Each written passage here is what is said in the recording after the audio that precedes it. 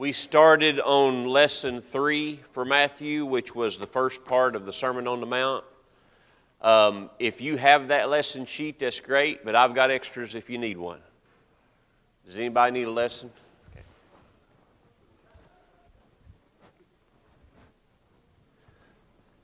Well.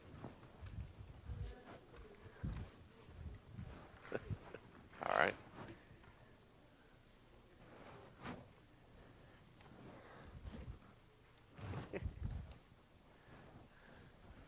You're welcome.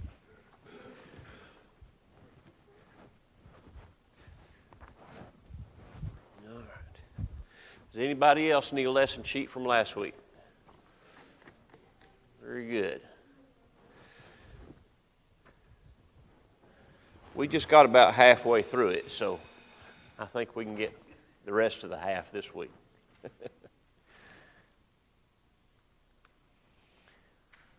Ed, would you lead us in a prayer before we begin? Heavenly Father, we thank you so much for all that you do with us and give us every day, especially through your Son that you sent for us. Father, we thank you for this opportunity to come together to study from your word, to encourage each other, and to improve our Christian lives. We ask these things in Christ's name. Amen. All right, so we started in on chapter 6 last week, Matthew chapter 6, and we talked about the those three different things that Jesus was pointing out. Not doing your righteousness before men to be seen of men, but doing them in secret or doing them before the Father to be rewarded by the Father. All of chapter 6 kind of has a connection to that thought.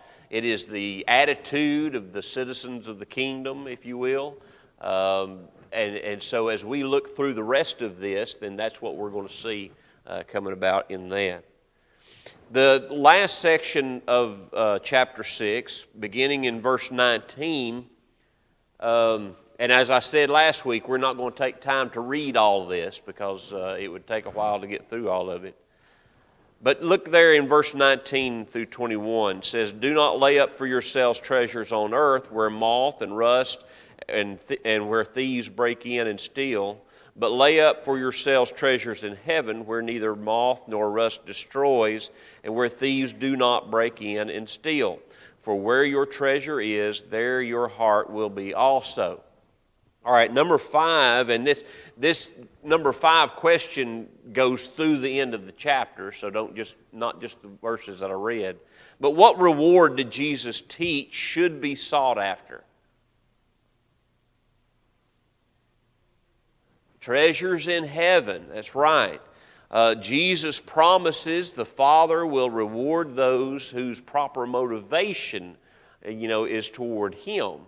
Not toward things in this life. If we're looking back at what he had just discussed, they were doing their righteousness, the Pharisees and scribes, before men. What were they looking for? Yeah, honor for themselves, adoration for themselves. It was a selfish type of a thing, and I forgot to switch my slide there. I've included the outline on the slides. I hope this helps us to kind of see what we're going through. Working through this first section of Matthew, talking about the revelation of the Messiah, all of these things that we're looking at has to do with revealing Jesus as the Messiah. And here, as we're looking through this teaching, it's no different. He is teaching, look, the scribes and Pharisees are like this, but you need to be like this.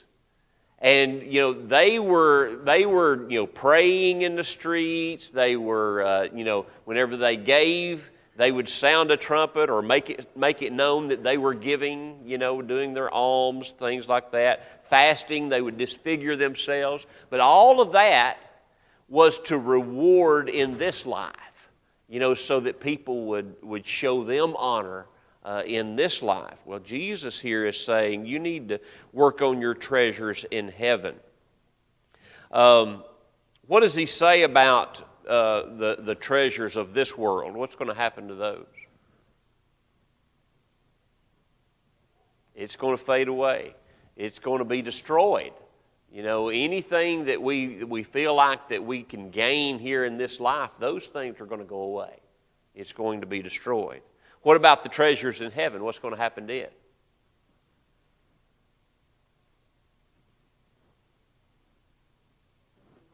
Eternal, that's right. It's forever.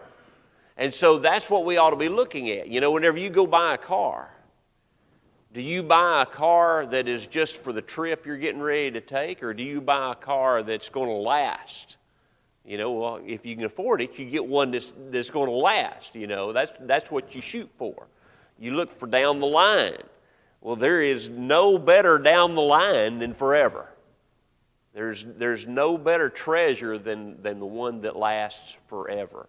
And so we need to be putting aside the things of this world and reaching out for that. Second part of the question, whom should the citizen of the kingdom be seeking to please?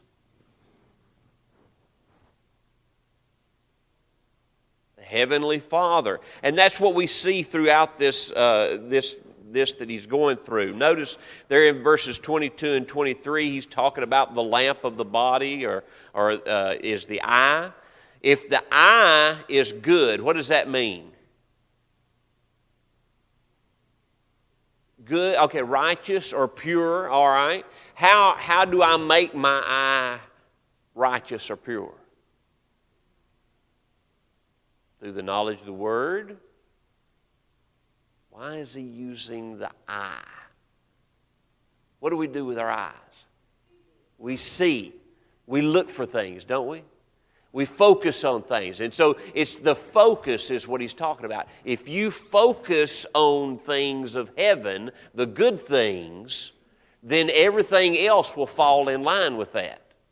But if you're focusing on the bad things, the things of this world, then guess what? Everything's going to fall in line with that.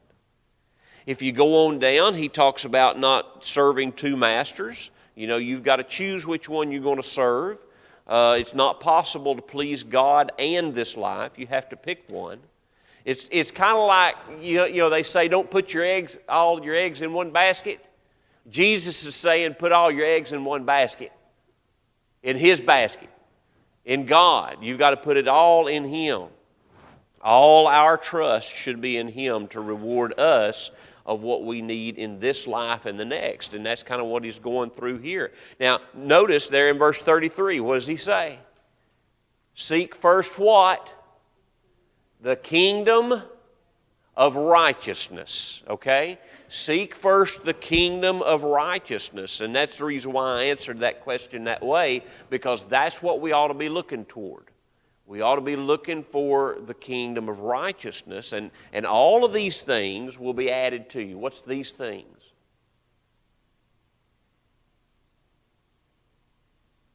What are these things in that verse?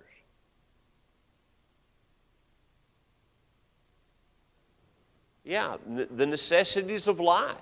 You know, clothing and food and shelter, all of these things. That's what he's talking about. If we'll seek Jesus, if we'll seek the kingdom and the righteousness of the kingdom, then all of these things then will be added to us. I'm going to point this out again later, but I want you to notice as you read down through this, the therefores. All right? You've got a beginning there in verse 25, you've got a therefore. What's a therefore for? To see what it's there for, all right? And so whenever you see that word, you kind of look back before it and see, okay, what's he doing here? Those tend to be kind of summary statement type things, all right? In verse 25, he says, therefore I say to you, do not worry about your life, what you will eat or what you will drink, or about your body or what you will put on. Is not life more than food and the body more than clothing? Well, that has to do with going back and serving God or serving mammon, serving the wealth of this world. And he's saying there, to begin with, serve God. Serve God, and all this will be taken care of. Verse 31, therefore do not worry, saying, what shall we eat, or what shall we drink, or what shall we wear? And so there he's kind of summing up, you know, all all of what he was talking about there. And then in verse 34, notice, he sums up kind of this whole section saying, therefore do not worry about tomorrow, for tomorrow will worry about its own things. Sufficient for the day is its own trouble. What is he saying to us?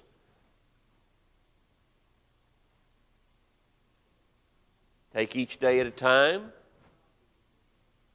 Let God be in control of it. Yeah. Do not worry. Do not worry. We don't have anybody who has any issues with that, do we? What are we doing when we worry? We're not putting our trust in God. Exactly. That's exactly what he's talking about here. You either trust in God or you worry about the things of this life. You don't do both. And so he's saying, don't worry about it. Let God handle these things. Now, does that mean that I can quit work? Nope. No, it don't. No, it don't. I still have to do my part in that. But, do your part and let God take care of the rest. He'll handle that. It'll be okay. All right. So, any questions about chapter 6 that we need to talk about? All right. Let's go on to chapter 7. Now, in chapter 7, it opens up with that all-notorious verse. Judge not that you be not judged. All right? Let's go through this question. What comparison is Jesus making due to the context of this sermon in regard to judging others?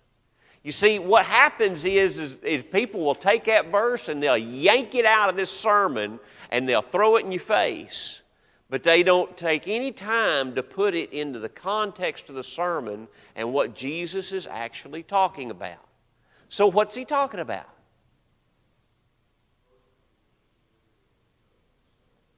Okay, first thing we should do is judge ourselves.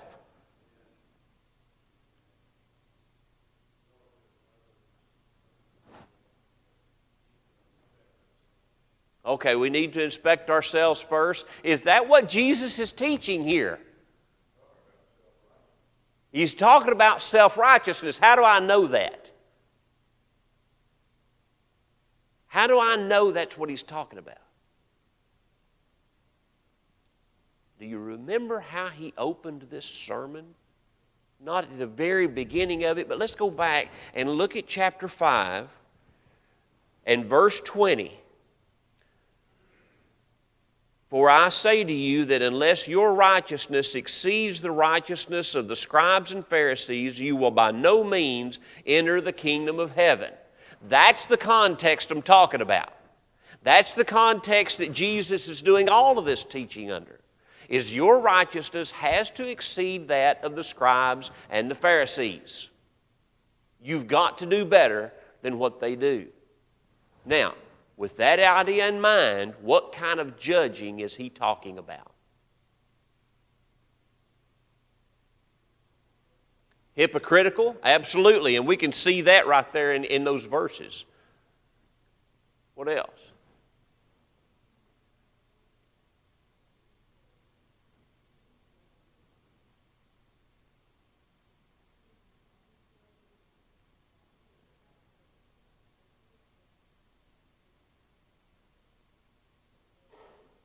Right. So in John chapter 5, verse 30, Jesus is talking about, he judges according to the will of the Father.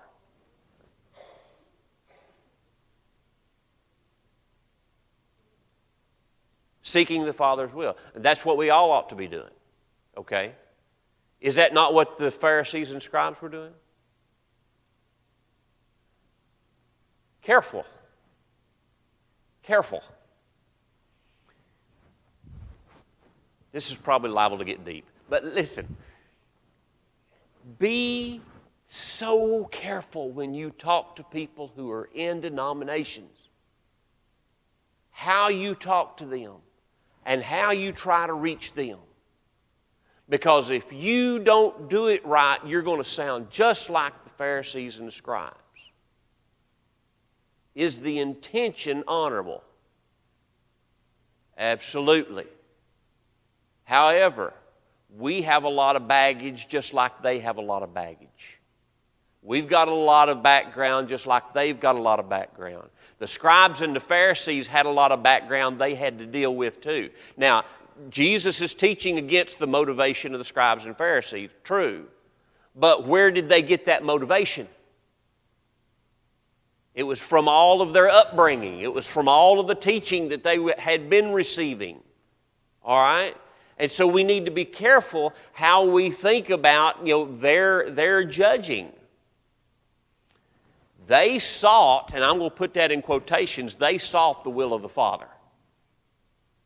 At least by the way that they had been taught and the way they had looked at the law for years and years and years. That's what they thought that they were doing. And so we need to be careful that we don't judge that. The word that's used for judge here often is talking about strict condemnation. That's what it's talking about. And the scribes and the Pharisees had a habit of condemning people for the things they were not doing or the things that they were doing when they themselves were also involved in other things that they shouldn't be doing or should be doing. And so that's what Jesus is teaching about. He is teaching that, against that strict condemnation of judging. He is not teaching that there is never to be judging going on. Okay, and we need to understand that. Matter of fact, look at verse 6. Do not give what is holy to the dogs, nor cast your pearls before swine, lest they trample them under their feet and turn and tear you into pieces. Now, I've read 3 or 4 different commentaries, and I got 3 or 4 different opinions what that's talking about. But let me tell you something. It's in the context of judging. If you are going to not give what is holy to dogs, what do you have to do? You have to judge. You have to judge what is holy. You have to judge who are the dogs. Same way with the swine. You have to make a judgment. As we get into the later part of this chapter, verses 13 and following, we've got several different contrasts that Jesus makes. And guess what you have to do to understand those contrasts? You have to make judgments. You have to judge. So Jesus is not talking about any judgment. He's talking about that harsh judgment that the scribes and Pharisees would do, that self-righteous judgment. That's what Jesus is warning against. All right? So what is Jesus saying to ask for? Because what we're looking at is these verses are verses 1 through verse 12. All of this has to do with the same context. So there in verses 7 through 12, what is he saying that you need to ask for?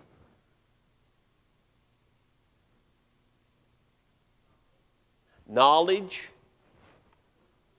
wisdom, patience, love and understanding. I think love and understanding is part of that too. Probably the first and foremost is wisdom. Whenever you consider that he is saying, first remove the plank from your own eye and then you'll see clearly to remove the speck from your brother's eye. Okay, and so he is talking about you go and you ask for wisdom in dealing with certain things. The context is talking about the therefores, all right? Let's talk about the therefores again. You notice in verse 12 we have a therefore, okay? And so what he's doing is he's summing up all of this teaching about judging in verse 12. And so this idea of asking, it has to do with that judging. If we look to God for help with these things, or anything where we need his wisdom, he will give it. He'll help us along with these things. What is the last part of that question? How does he sum up the teaching regarding judging?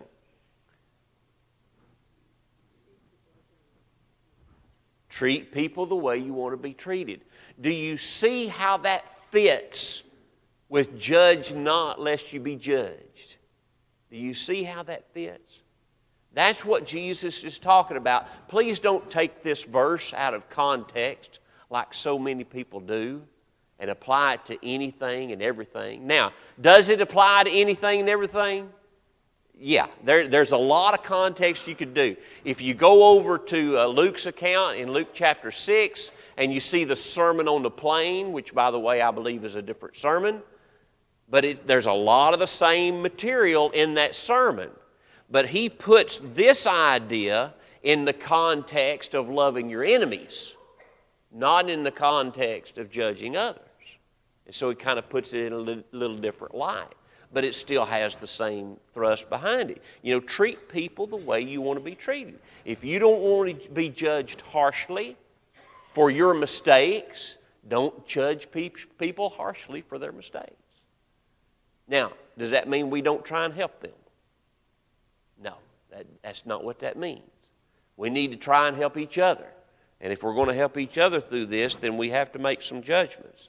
But don't condemn immediately for something someone has done wrong.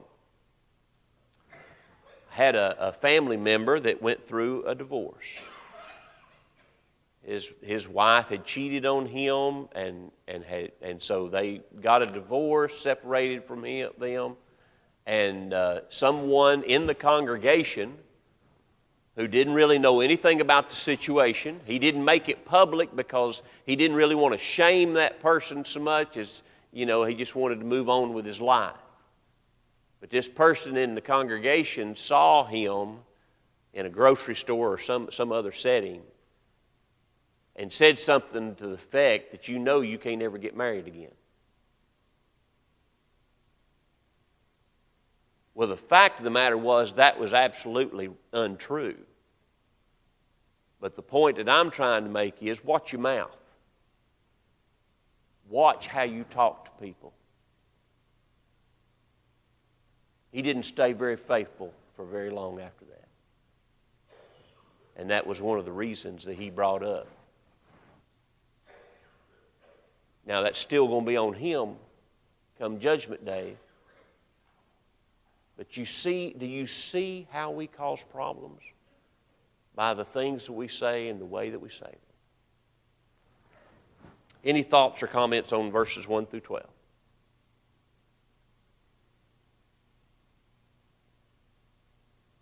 All right, let's move into the last part of the chapter.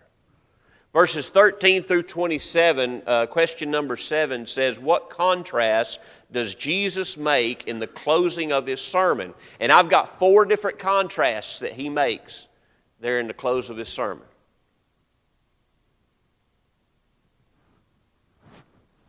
What do we see in 13 and 14?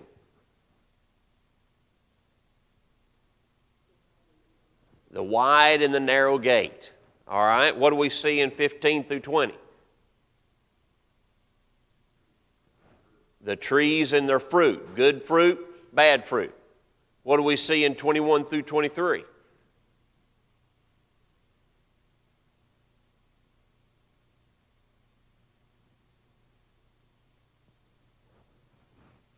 False teaching, but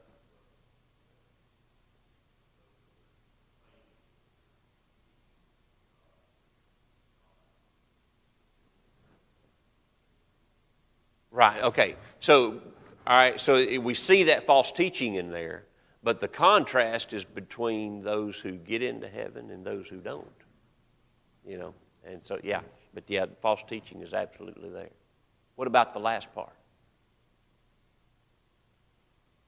Who's the contrast between?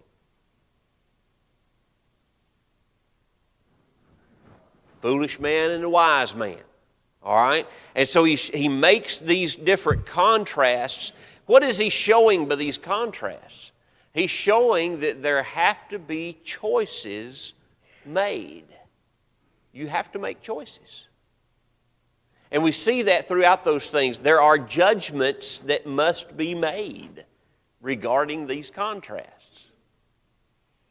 All right, what do they all point to as the way into the kingdom? You may not see this right off, but all of them have to do with this one thing.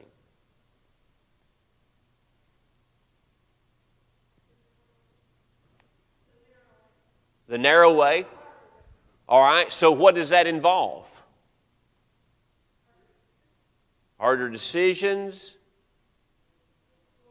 doing the will of the Father.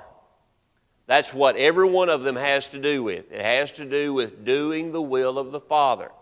You go back to chapter 6, don't do your righteousness before men, to be seen of men, but do your righteousness before God, who will reward you, okay? And you go on through chapter 7, and that's what he's talking about. We get to the end here. The narrow gate. How do you go through the narrow gate? Doing the will of the Father. Why don't so many go in the narrow gate? Because he says there's going to be few that go in the narrow gate. Why is that? Because they don't want to do the will of the Father. They don't want to do, and because they don't want to do the will, there are few who will find it. You see, it is an attitude that hinders them from even knowing what the will is, because they don't want to be involved with that. You've got the two types of teachers in verses 15 through 20. Those who teach and do the wrong things, those are the ones bearing the bad fruit. All right? Who are the ones that are going to bear good fruit? Ones who are doing the will of the Father. All right? And then here in verses 21 through 23, and I know we're all familiar with those verses, but who's not going to be accepted in the kingdom of heaven? Those who practice lawlessness, who do not do the will of the Father in heaven. All right? Those who will be accepted in the kingdom are those who do the will of the Father. And then here at the end with the wise man and the foolish man, the wise man built his house on the rock. You know the song that we sing with the little ones? What do the wise do? All right, they build their house on the rock, but how do they do that? Doing the will of the Father. They hear the word and they do the will of the Father. And so Jesus is teaching here, if you want to be a citizen in the kingdom of heaven, then you have to do the will of the Father. Now, notice again verses 21 through 23. Not everyone who says unto me, Lord, Lord, shall enter the kingdom of heaven, but he who does the will of my Father in heaven. Many will say to me in that day, Lord, Lord, have we not prophesied in your name, cast out demons in your name, and done many wonders in your name? And then I will declare to them, I never knew you, depart from me, you who practice lawlessness.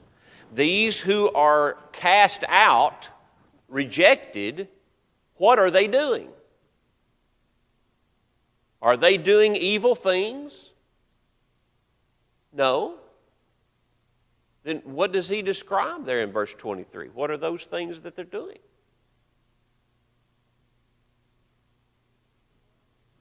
That's not practicing lawlessness in verse 23. What are they doing? Okay, we don't see hypocritical there necessarily. What kind of things are those that he's talking about?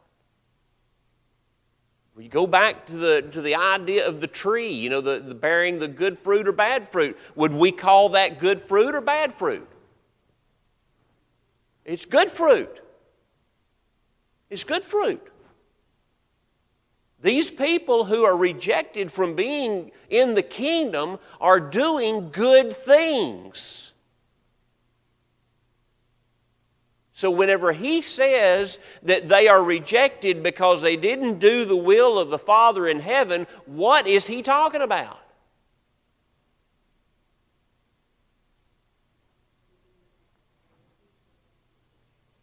Okay, that could be, but he doesn't really point that out. He doesn't point out that they're doing it for show necessarily.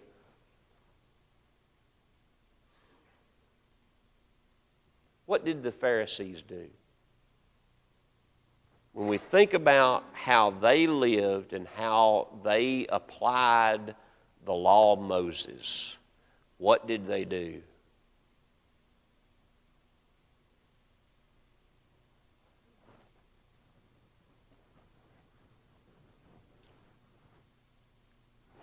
You know, Jesus, he chastised them at one point, and I don't remember where that's at, talking about the weightier matters of the law.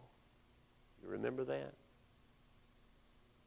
Jesus says you worry about these things, but you're letting the weightier matters go.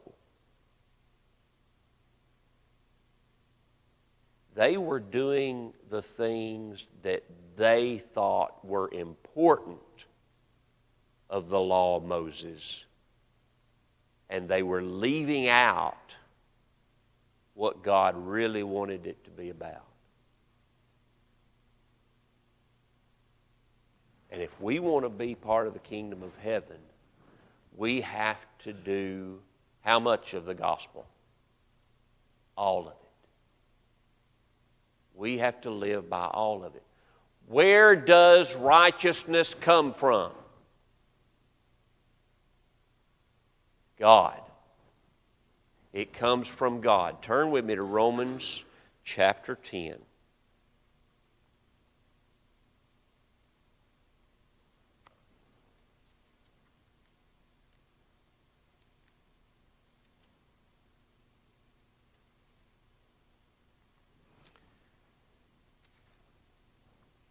Beginning in verse 1.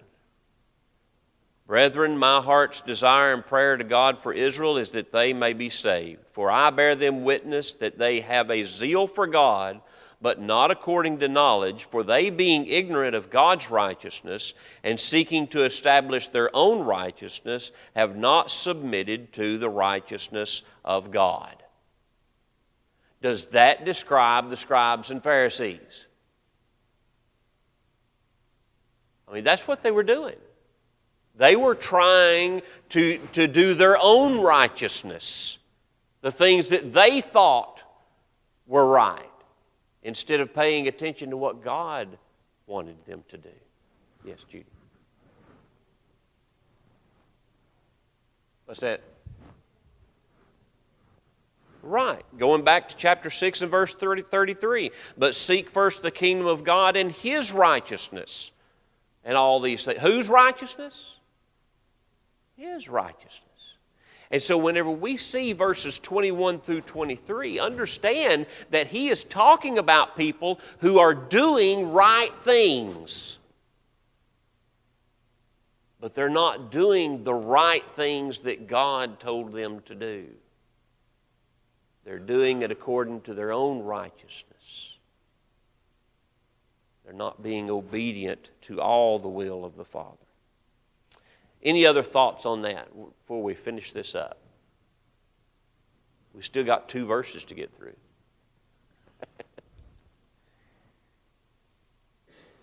Let's read those last 2 verses of the chapter. And so it was when Jesus had ended these sayings that the people were astonished at his teaching. For he taught them as one having authority and not as the scribes. What was the reaction of the people upon hearing Jesus' teaching? They were shocked. They were astonished. It's like, what is this? You know, really taken aback by these things. What were they used to hearing?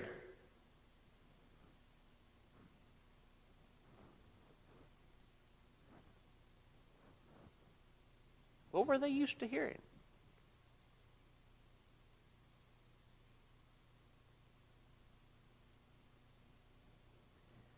It says here, and we'll talk about this authority thing here in a minute, but it says that he taught as one having authority. So what does that tell us about the scribes and Pharisees and their teaching? Because they didn't, okay? So what does that sound like?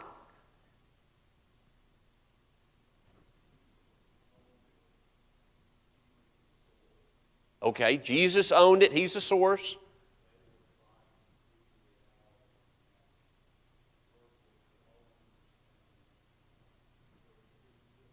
Okay, they're trying to work with their own understandings. They're trying to work out, what the law says, what God has told them. But what does it sound like to the Jews? Because we're talking about something that was evident to those who were listening. So what would have been different to them? Might it have been, here's what the law says. I think, you see what they would do? And I don't know if that's exactly the way they'd go about it. But it has that idea of this is my opinion on the teaching of the law. Why would I say that? As we get in, well, and even in this Sermon on the Mount, you get over here back over here in chapter 5, where beginning in verse 21, where he says, you have heard that it was saying of those of old, and he repeats that same type phrase. You've heard that it was said of those of old. You've heard that it was said. You've heard that it was said. Who are they hearing that it was said from? Scribes and Pharisees, but more specifically, it would be the teachers. Okay, the teachers who were teaching them these things. But here's the thing, the teachers didn't agree. You see, that was the problem. Especially when you got down to marriage, divorce, and remarriage. If you do a study on that and what the Jews used to teach, well, it depended on who you listened to as to what the Jews taught about that. Because each teacher had their own line of thought. And so, you see, it's like, here's what the law says, here's what I think that it means. That's the way they would teach. But whenever Jesus comes along, He's not teaching like that.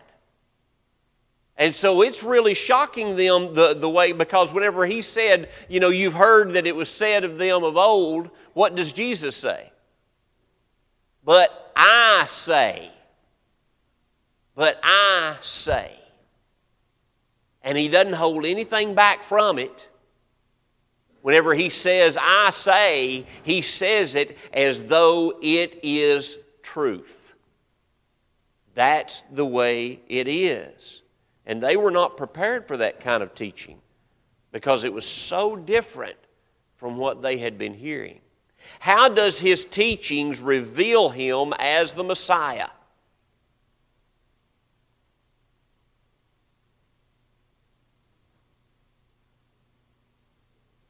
He spoke with authority. He spoke with authority. Jesus didn't hold anything back. He let them know that things had to change. What you have been taught all of these years is wrong, or at least it's not completely right. And Jesus is teaching them this is the way it needs to be. And He is telling them in such a way that they need to get busy doing it. He's not holding anything back from that. He also taught, now if we think about this idea of His teaching revealing Himself as the Messiah, what was His sermon about besides righteousness? Do you remember? Going back to chapter 5 and looking at the Beatitudes, what do those things have to do with?